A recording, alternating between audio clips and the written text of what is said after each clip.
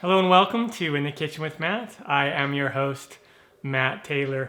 Today I'm going to show you how to make baked oatmeal. Super yummy, really easy to do, and it's gluten-free as long as you use certified gluten-free oats. I love this recipe. It's a great thing to make for breakfast, or you can have it for a snack, eat it for lunch, whatever you want to do. Super easy to do. If I can do it, you can do it. Before I move on, make sure to subscribe to my channel and hit that notification bell so you don't miss out on any of my new videos. Let's get started. Down below in the description box, you'll find a list of the ingredients and their amounts. And so what we're going to do is all of this is going to be done in either like a blender or like a food processor, and it's just so easy. I'm going to slide those away, and then I have my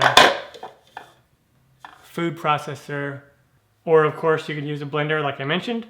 And we're gonna add 1 cup of oats, certified gluten-free oats if you want them to be gluten-free. 1 tablespoon of white granulated sugar, 1 teaspoon of ground cinnamon, 1/2 teaspoon of baking soda, 1/4 teaspoon of salt, 1/2 cup of milk. I'm using whole milk, but you could use whatever kind of milk that you want. You could use almond milk as well if you don't want to have dairy. 2 large eggs, 1 banana, and this is a ripe banana. And then I'm going to add about a tablespoon of honey. I'm just going to eyeball it here.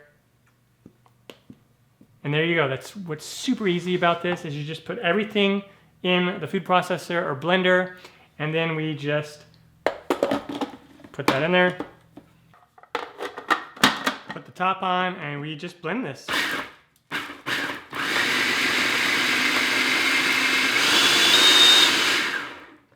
And you only need to blend it for 15 to 20 seconds, just until it's nice and incorporated. And then I will just take this spatula and go around it like that. Telling you, if you love oatmeal, give this recipe a try. Drop a comment down below and let me know if you've ever had baked oatmeal before and how you like it. And now I have 2 mini loaf pans. These are the 4 by 2.5 inch mini loaf pans, or you could use 1 4 by 8 inch loaf pan. And then we're going to just pour about half of this in there. And I sprayed these with cooking spray, but you could also use like shortening or use like butter and then flour the pans as well. Just going to put an even amount in each of these. Oops. And then I'm going to take some chocolate chips, and this is optional.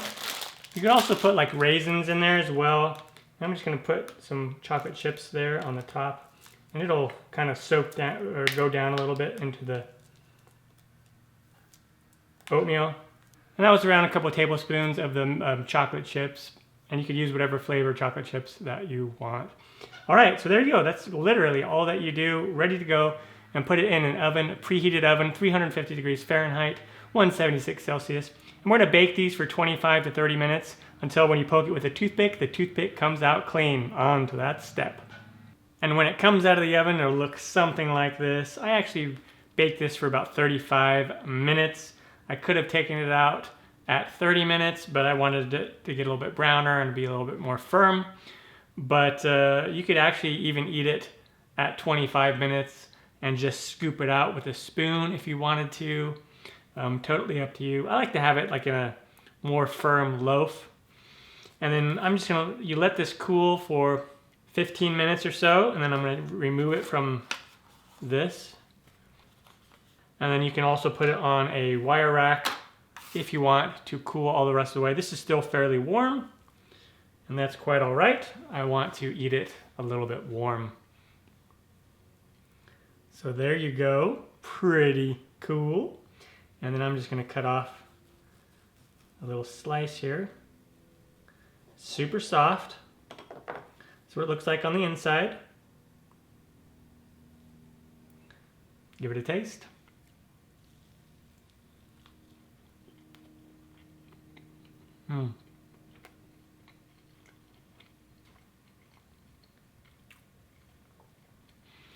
Very good, hearty banana oatmeal with a little bit of chocolate in it.